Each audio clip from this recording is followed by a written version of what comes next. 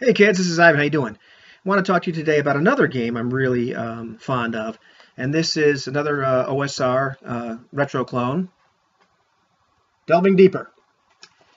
This is author is Simon J. Bull, and it's put out by Immersive Inc. So you can go to immersiveinc.com, and what you'll find is this game.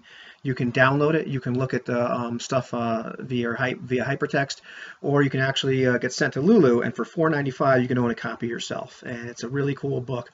I got turned on to this game when I started to get interested in OD&D, and I got on a forum. It's the ODD 74 forum. I think it's on Pro Boards, and I learned about this game. I was really into Swords and Wizardry, which is a great product, but I wanted to take a look at like what the game looked like in the beginning, and I was turned on to this as being probably the most accurate retro clone, the most true to the game.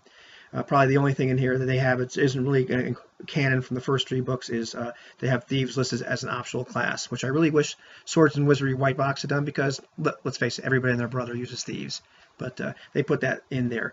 But this is a really nifty thing. It's tiny, it's really small, but this is the entire game.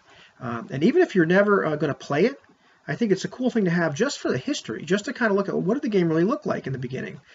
So just going through it, it's got a really great preface. It to me is some of the best writing about the game because it talks about what the game was like. Gary and Dave actually coming up with the game in the first place. How the game started to split. What happened with later editions, and not bashing them, but just what started to happen, and then the whole birth of the old school Renaissance OSR movement. Why that came about, etc. Then it goes right into like how to play. Gives you a little glossary, and then goes into like what you need. And what you need is the book, pieces of paper, some pens, and some 20-sided dice and some 6-sided dice. And if you want to be really retro, get yourself some 20-sided dice that go from 0 to 9 twice. And you roll a d6 to find out is this do you add 10 to it or not. And that is the original 20-sider because you can also use it for percentiles. Really old school. Go find some of those dice. I have some from way back, and they're really kind of neat. But then it goes right into like how do the ability scores work, and it's different than what you would normally think of. I mean, literally, the biggest modifiers you would get is +1, and that started to happen at score 15. The ability scores mean less than they you would think of nowadays, but they meant more in terms of like what your class was and how fast you were going to level, because if you had a high score in your prime requisite, like if you're a fighter, that would be strength, then you're going to level faster, and if you have a low strength, then you're going to level slower, which is kind of interesting. It goes into 4 core classes, and it talks about hit dice as you gain levels, because the d6 is the only hit die. So if you're a fighter, generally you're going to go up just about every level, you're going to go up another 6-sided hit die. But if you're something like a magic user, sometimes you gain a level, and what you have is just +1 more hit point. Also talks about you re-rolling all of the dice again to get your new hit points, which is just something that was part of the original game, because the game was an expansion of the chainmail rules in the beginning. So things just operate a lot differently. It talks, it doesn't talk so much about here about why, but it has the attack matrices and the saving throw matrices, and they're divided into 3 different sections. I can see if I can find you a picture here. There you go. Can you see that? Yeah, pretty good.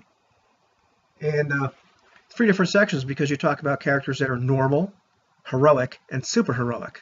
And those are 3 different divisions. That's another kind of throwback to how chainmail worked a little bit. And it's things I didn't really understand at the time. I learned more about that actually on the forum talking about this game, but it was really kind of neat to look at that. It talks about the other races you can play, and how elves are the race that can play magic users and fighters, but you have to choose what you're going to be. Interesting stuff. It has really bare bones rules for combat, for jousting, kind of cool. For underworld exploration, wilderness type stuff, random encounters, and then it has some of the really cool things. That the magic spell lists are really small and they're very open-ended. These spells have almost nothing to them. And it's up to a lot of the player and the DM deciding what does this spell really do? Some real bare bones stuff, but after that, you kind of have to fill in the big gaps, and I like that. Probably some of the neatest stuff about the game for me. And then the monster lists, really, really cool because it's short, and the monsters themselves, there's almost nothing to them. I love this artwork here. I don't know if you can see it. Basic 3 hearts and 3 lions troll right there. I love that, I just get a kick out of it. But the monster descriptions, super small. Things like cyborgs and androids are also in there. Some of my favorites out of the whole thing.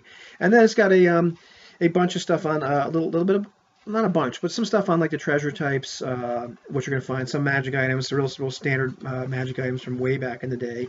And then probably one of my favorite parts of the entire book is on intelligent swords and how that works. And the idea that you're going to have some swords that may have some special powers, whether they're empathetic or whether they'll communicate with you being via like actually speaking to you, through the air, or whether it's going to be telepathy or empathy, that sort of thing. And then what kind of ego this sword has, and maybe it's going to take control of you. Maybe at some point this sword has different ideas than you do, and it's going to kind of lay low and let you kind of share power with it until one day you're in a situation where it's up against, say, it's supposed to be a slayer of magic users or magic people, and one day you're in front of a wizard and this thing's like, no, we're going to kill that guy, and you're like, no, I really don't want to come. Oh yes, we are. And then you have to roll. Cool stuff. I kind of dig that. But overall, if you're never going to play this game, I still recommend getting it because it's a great look at the way the game used to be. For $4.95, you don't have to go out and find the original books. You can go get this, and it's darn close. And I've used some of the rules in here, imported into my game in terms of like things like fighters getting multiple attacks over opponents that are not or normal, and what normal really means, what normal man is. So I really dig it. It's a great book, and I like to actually play this straight up sometime and play me some old school D&D. But Delving Deeper, Immersive Inc., another great game on the cheap and tiny. All you need is imagination and dice, and not that many of them. A lot of imagination though.